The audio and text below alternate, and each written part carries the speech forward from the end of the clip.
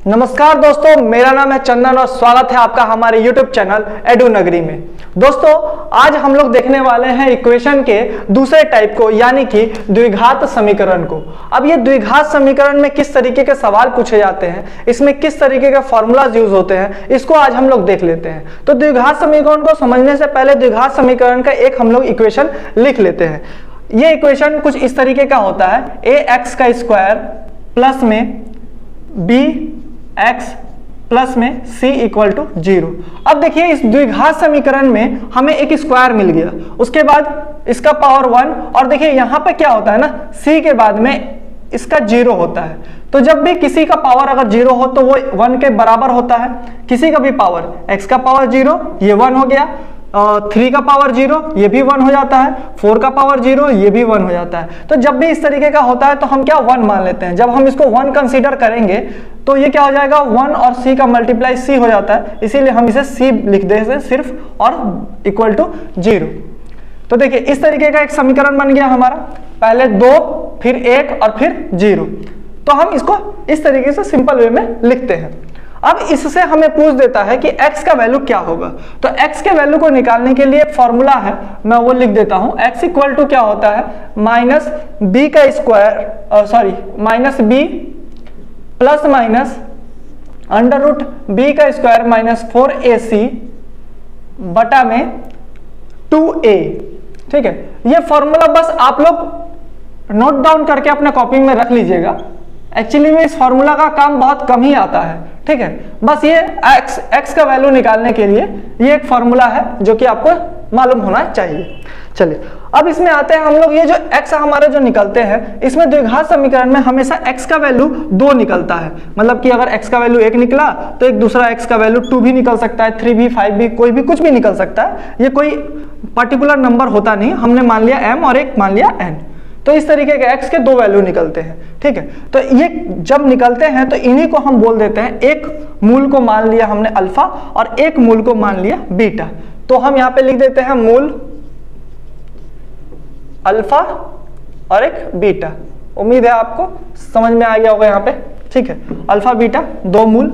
अब इस मूल की प्रकृति कैसी होती है, अब देखिए इस मूल की प्रकृति क्या होती है। अगर ये यहां पे देखिए, यहां पे लिखा हुआ है बी स्क्वायर माइनस 4ac, इसके बराबर में हम d मान लेते हैं। क्या मान लेते हैं, d। इसको d करके ही हम लोग डिनोट करते हैं और इसी से सवाल हम लोग बनाते हैं। अब ये d जहां पे हम लिखेंगे, समझ जाइएगा कि ये लिखना चाहते हैं। ठीक है, अब देखिए अगर d बराबर में 0 हो, ठीक है, तो d ग्रेटर देन 0 भी हो सकता है, d लेस देन 0 भी हो सकता है। ठीक है, तो जब d बराबर में 0 हो तो इसका जो आता है ये वास्तविक और वास्तविक और माफ कीजिएगा मार्कर नहीं चल रहा है,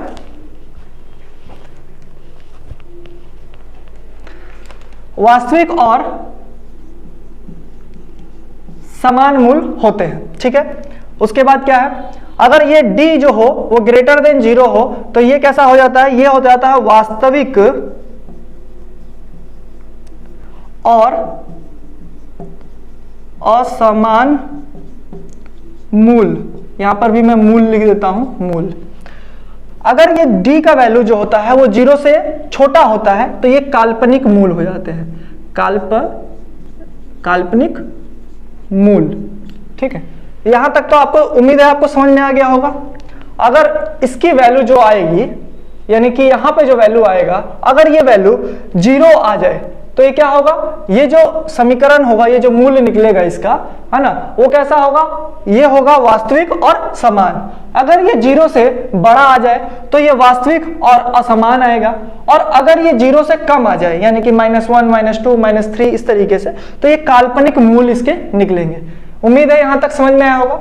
अच्छा, एक और सवाल आपको हो सकता है कि पूछ दे कि ये परिमेय या अपरिमेय है। क्या है, परिमेय या अपरिमेय।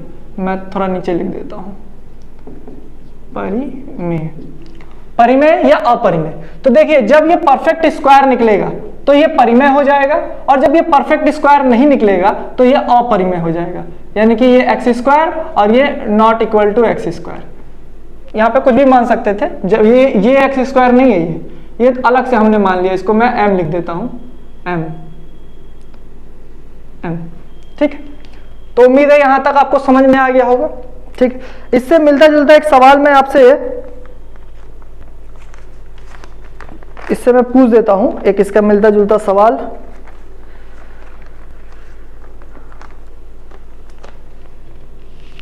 क्वेश्चन है कि X square minus 4x plus 4b equal to 0 के वास्तविक हल क्या होगा। इसका वास्तविक आपको नंबर निकालना है, वास्तविक हल, वास्तविक और समान, वास्तविक और समान हल, वास्तविक और समान हल निकालना है। तो ये क्या होगा, हमको क्या मालूम है, हमको ये मालूम है कि ये जो होना चाहिए यानी कि d जो निकलेगा वो हमारा क्या होगा, 0 के बराबर होगा। तो हम लिख लेंगे b कितना है हमारा, ये b है, देखिए यहाँ पे b है, तो ये हमारा b हो गया। तो हम लिख लेंगे b का स्क्वायर यानी कि 4 का स्क्वायर माइनस 4ac, 4a कितना है हमारा, इसके आगे कुछ नहीं लिखा हुआ है यानी कि 1, और c कितना है हमारा 4b, ये टोटल हमारा c होता है, तो ये हमारा हो गया 4b इक्वल टू क्या होगा हमारा 0। तो इस तरीके के सवाल को सॉल्व करने के लिए 4 चौके 16 माइनस ये हो जाएगा 16b इक्वल टू 0। यहाँ से कॉमन हमको 16 मिल गया और 1 आपका क्या हो गया, 1 माइनस में b इक्वल टू 0। जब हम इसको सॉल्व करेंगे तो 16 इधर चला जाएगा भाग में, 0 को अगर 16 से भाग देंगे तो 0 ही आएगा। तो ये हमारा हो जाएगा 1 माइनस बी इक्वल टू 0, यानी कि b equal to -1, minus B equal to -1, minus minus cut गया यानी कि b इक्वल टू हमारा क्या आ गया 1। तो ये हमारा क्या आ जाएगा, यहाँ पे 1 अगर रखेंगे तो ये हमारा इक्वेशन का वास्तविक और समान हल निकलेगा। ठीक है, उम्मीद है आपको ये समझ में आ गया होगा। मैं इसे मिटा देता हूं और फिर अगले तरह के सवालों को हम लोग देख लेते हैं, तब तक आप इसे उतार लीजिए।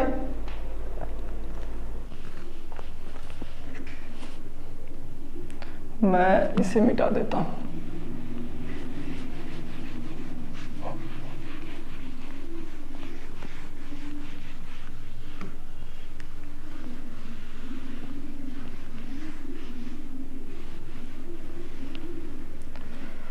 अब देखिए दोस्तों, हमसे सवाल ये पूछता है कि मूलों के जो योग है और गुणांक है इनमें कैसा संबंध होता है। तो देखिए मूलों का योग मैं लिखता नहीं हूं, मैं सीधे अल्फा प्लस बीटा कर देता हूं, इससे आपको समझ में आ जाएगा ये दो मूल है, इनका योग क्या होता है। मूलों का योग होता है ये b, तो माइनस b बटा में ये a, ठीक है। और अगर मूलों का गुणनफल पूछ दे यानी कि अल्फा इंटू बीटा, तो ये हमारा होता है ये c बटा में ये a, ठीक है। ये आप एकदम दिमाग में रख लीजिएगा कि अल्फा प्लस बीटा क्या होता है, माइनस b बटा में a, और अल्फा इंटू बीटा होता है c बटा में a, ठीक है। इस तरीके का सवाल में आपसे इनसे अगर कभी कभी क्या होता है, ये तो दो आपके मूल निकालने के तरीके हो गए, मूल का योग और मूल का गुणनफल। कभी कभी आपसे पूछ देता है ये मूल का योग और मूल का गुणनफल दे देता है और बोल देता है कि आप एक समीकरण बनाइए। तो ये समीकरण कैसे बनता है, एक्स का स्क्वायर माइनस अल्फा प्लस में बीटा एक्स और फिर प्लस में alpha into beta equal to 0।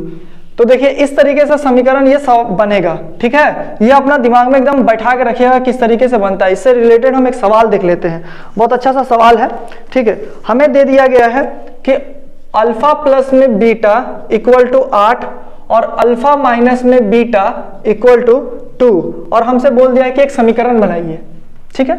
तो देखिए इस तरीके का जब सवाल दे दिया तो हम क्या कर सकते हैं, इसका निकाल सकते हैं। ये देखिए बीटा बीटा कट गया, 2 अल्फा बराबर 10, यानी कि अल्फा बराबर कितना निकल गया 5। तो हमें एक अल्फा तो मिल गया, ठीक है। कितना है, बीटा हमको निकालना है। तो अगर हम यहाँ पे 5 रखेंगे तो यहाँ पे हमें 3 रखना पड़ेगा, तभी तो 8 होगा। तो हमें बीटा भी मिल गया, वो कितना हो गया 3। तो अब हम समीकरण जब बनाएंगे तो क्या हम लिख सकते हैं, देखिए alpha plus beta equal to 8 और अल्फा इंटू बीटा कितना हो जाएगा 5 तिहाई 15। तो ये समीकरण कैसा बन जाएगा, एक्स का स्क्वायर माइनस अल्फा प्लस में बीटा एक्स, फिर plus alpha beta equal to 0, X square, फिर यहाँ पे माइनस है तो माइनस, कितना आ गया हमारा अल्फा इंटू बीटा 15, तो हमने लिख लिया 15x, और सॉरी यहाँ पे गलती हो गया, अल्फा प्लस बीटा कितना है 8, तो ये 8x हो जाएगा, और ये प्लस 15 इक्वल टू 0। तो उम्मीद है आपको समझ में आ गया होगा किस तरीके से निकालते हैं। आपसे इस तरीके का सवाल भी पूछ देता और फिर पूछता कि आप इससे अल्फा और बीटा निकालिए, तो देखिए क्या हो जाता है, मूलों का योग अल्फा प्लस बीटा क्या हो जाएगा, माइनस बी बटा ए, और अल्फा बीटा कितना हो जाएगा सी बटा ए। तो देखिए यहाँ पे माइनस बी कितना है, -8 है, बी का वैल्यू -8, तो यहाँ पे -8 बटा में ए कितना है 1, तो इसको हम सॉल्व करेंगे तो हमें 8 मिलेगा, और इसको जब हम सॉल्व करेंगे तो सी हमारा 15 दिया हुआ है और बटा में 1 यानी कि 15 आ गया। तो देखिए यही हमारा निकला था ना, अल्फा प्लस बीटा 8 और अल्फा बीटा कितना है 15। तो उम्मीद है आपको यहाँ से समझ में आ गया होगा किस तरीके से निकलता है। ठीक है, इसको आप लोग उतार लीजिए, और इस तरीके के सवाल हमारे ग्रुप डी में पूछे जा रहे हैं, इसीलिए मैंने आपको ये द्विघात समीकरण भी सॉल्व करवा के बता दिया है। आपको ये समीकरण याद रखना है और इससे किस तरीके से ये बनता है ये भी आपको याद रखना है। मैं इसे मिटा देता हूं, तब तक उतार लीजिए आप।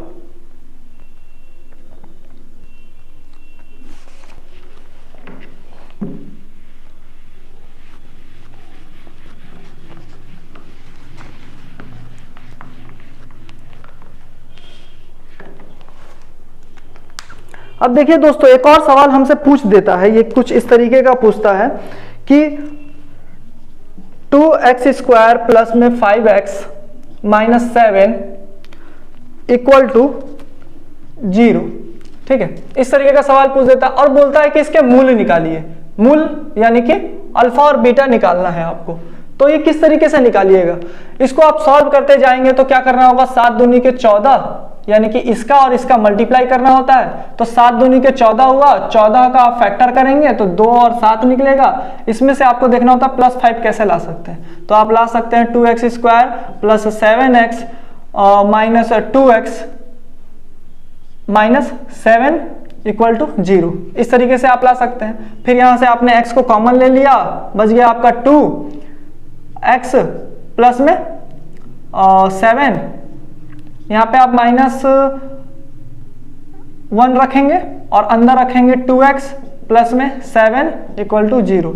तो यहाँ से आपको मिल जाएगा 2x प्लस में 7 और यहाँ आ गया आपको x माइनस में 1 इक्वल टू 0। तो यहाँ से आपको x का वैल्यू क्या निकलेगा, ये निकलेगा, ये अगर इस इक्वेशन को आप लेके चलेंगे तो 2x प्लस में 7 इक्वल टू 0, तो x इक्वल टू निकलेगा, ये 7 इधर प्लस में इधर जाके माइनस बदल जाएगा, -7 और नीचे 2, 7/2। अगर आप इससे निकालिएगा x माइनस 1 इक्वल टू 0, तो x बराबर निकलेगा 1। ये तो आपका हो गया जो ट्रेडिशनल मेथड आता है, यानी कि हम लोग जिस तरीके से बनाते हैं ये उस तरीके से, स्कूल में जिस तरीके से बनाते हैं ये उस तरीके का सवाल हो गया। लेकिन इसको इजी तरीके से कैसे बना सकते हैं, जब हमको पता चल गया कि ये 7 और 2 है तो हमारा सवाल यहीं पे सॉल्व हो गया। अब देखिए इसको हम तोड़ सकते हैं, यानी कि ये जब 7 2 में आया है तो यहाँ पे हम लिख सकते हैं ना, ये +7 और फिर -2 हुआ होगा, तभी ये आएगा कितना +5 में। अब हमारा मूल जो होगा यही होंगे, किस तरीके से होंगे अब मैं और बता देता हूं। ये जो हमारे मूल निकलेंगे, अब ये +7 लिखा हुआ है ना, तो आप -7 लिख लीजिए, ये -2 लिखा हुआ है, इसको आप +2 लिख लीजिए, और यहां सामने जो भी नंबर लिखा रहेगा उसे डिवाइड कर दीजिए। तो ये हमारा 2 और ये भी हमारा 2। जब हम डिवाइड करेंगे तो देखिए ये कट के हमारा 1 आ जाएगा, एक मूल हमारा ये आ गया और दूसरा मूल हमारा -7/2 आ गया। देखिए कितना आसान तरीके से बन जाएगा हमारा सवाल। ये हमको उतारना भी नहीं पड़ेगा, बनाना भी नहीं पड़ेगा। हमें क्या देखना है, जब हमें पता चल गया कि ये 7 और 2 में रिलेशन ले आके हम 5 ला सकते हैं, तो हम क्या करेंगे, इसको लिख लेंगे, ये +7 होगा, ये -2 होगा, तब जाकर ये कितना +5 निकलेगा। अब आपको इसी को उतारना है, लेकिन इसके साइन चेंज करके। तो देखिए यहाँ पे +7 था, यहाँ पे -7 हो गया, यहाँ पे -2 था, यहाँ पे +2 हो गया। ठीक है, उसके बाद क्या करना है, इस यहाँ पे जो भी लिखा हो, 1 लिखा हो, 2 लिखा हो, 3 लिखा हो, 4 लिखा हो, आप इससे क्या कीजिएगा, भाग दे दीजिएगा। ठीक है, अब ये बोलेगा कि भाग क्यों देना पड़ा, तो आपने पहले गुना तो किया था ना, 7 दूनी के 14, तो जब पहले आपने गुना किया था तो लास्ट में आपको भाग भी देना पड़ेगा। तो जब आप भाग देंगे तो ये आपको मेन जो मूल है आपका x का वैल्यू जो होगा वो आपको पता चल जाएगा। उम्मीद है आपको यहां तक समझ में आ गया होगा। अब मैं इसे मिटा देता हूं।